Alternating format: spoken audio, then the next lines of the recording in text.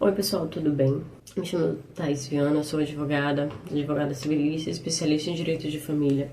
E hoje eu vim trazer um tema para vocês, explicar um tema que todos nós falamos muito, porque é um tema muito comum, né? Que é a pensão alimentícia, a prisão por pensão alimentícia, todas as expertises sobre esse assunto, né?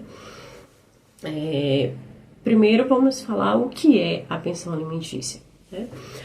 A pensão alimentícia, ela é um valor pago, geralmente pelo pai, porque diante do nosso sistema ainda patriarcal, as mulheres detêm essa guarda, e por mais que a gente fale em guarda compartilhada, né, a residência do menor comumente fica com a mãe, né, e o pai geralmente paga esse valor referente às despesas do menor. E diante disso nós temos várias perguntas de: estou desempregado, tenho que pagar a pensão, eu deixei de pagar a pensão, eu vou ser executado, mas eu estou desempregado. Então, diante dessas dúvidas comuns do nosso dia a dia, eu vim trazer para vocês isso, né? Essas explicações, como se dá o processo de execução de pensão alimentícia. Em primeiríssimo lugar, eu vou falar para vocês a importância da ação de alimentos, seja ela a oferta, seja ela o pedido de alimentos. A oferta é quando quem não for ficar com a guarda, e aí, como eu já falei, geralmente o pai, então vou me dirigir a esses pais, ele oferta um alimento, ele oferta um valor, seja diante do salário mínimo, seja diante dos seus ganhos. Doutora, eu sou autônomo, eu não tenho onde descontar, né? Como é que eu vou saber qual valor se paga de pensão? Então é preciso ver 3 fatores, né? Que são a necessidade de quem vai receber, a possibilidade de quem vai pagar e, por último, a razoabilidade desses valores, tá certo? Então, quando o juiz defere a pensão alimentícia, né, esse valor em cima do salário, em cima dos ganhos, baseado em salário mínimo, qual vai ser o índice de reajuste, porque sim, pensão alimentícia ela é reajustada, desde o deferimento do alimento provisório, já se cabe execução em caso de atraso, tá?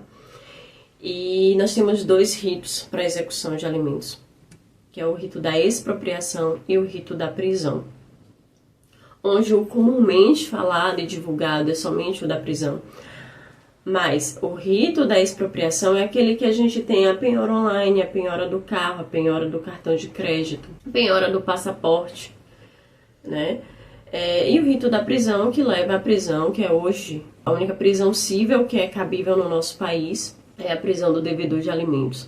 E como é que funciona, doutora? Como é que eu faço para evitar essa prisão? É só não dever a pensão? Sim, é só não dever a pensão. Doutora, mas eu tô devendo. E aí, como é que se dá? Ou o pai do meu filho tá devendo, como é que se dá esse processo de pensão alimentícia, da execução da pensão alimentícia?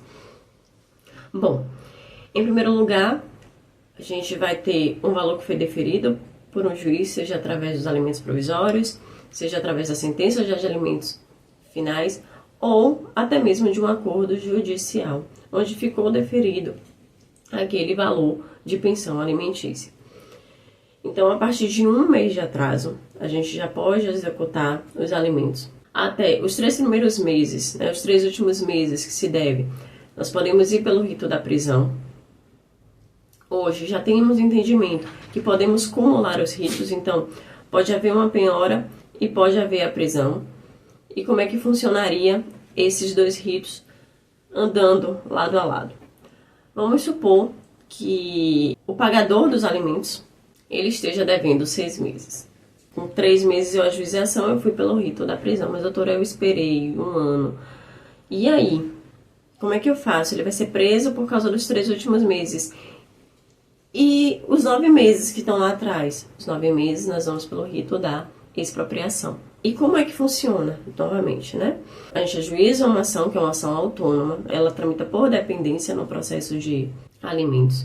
E nesse processo de execução, ao receber a inicial, após o parecer do Ministério Público, o o magistrado ele vai dar a decisão dele, né?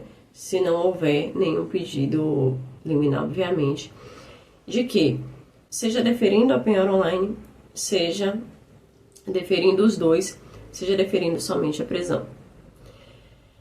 Doutora, eu recebi uma intimação de uma execução. O que eu devo fazer? Bom, em primeiro lugar, você precisa de um advogado, porque o advogado que postula no seu lugar, né? Você precisa estar representado por um advogado. Quando você é intimado pelo rito da expropriação, geralmente já aconteceu a penhora nas suas contas. E aí você tem que justificar o motivo de por que sua conta não tem que estar penhorada. Mas se for pelo rito da prisão, você tem apenas 3 dias para justificar, comprovar que pagou ou efetuar o pagamento. Doutora, não fiz nenhum dos 3. Eu não paguei, eu não justifiquei e eu não tinha pago antes, não tenho nem o que comprovar. E aí, infelizmente, vai ser decretada a sua prisão civil. Doutora, como é que eu faço para sair pagando? E lembrando que isso é uma coisa muitíssimo importante. A pensão alimentícia, além de ser uma dívida civil, ela pode trazer, a depender do caso, um problema na esfera penal por abandono material do filho. Então, precisamos ficar atentos sobre isso. Uma coisa importantíssima aqui, tá? Doutora, minha mulher está grávida, minha namorada engravidou, minha noiva engravidou, então a gente terminou e ela agora quer pensão. Eu tenho que pagar a pensão? Sim, você tem que pagar a pensão. O nome dessa pensão é alimentos gravídicos, tá? E mais do que isso, cabe execução de alimentos gravídicos, tá? Então, não fica sem pagar a pensão. É o que todo mundo costuma dizer, se tem uma coisa que a gente vai preso, é por pensão alimentícia. E acompanhando diversos casos, nós sabemos que até famosos sofrem esse tipo de sanção, tá?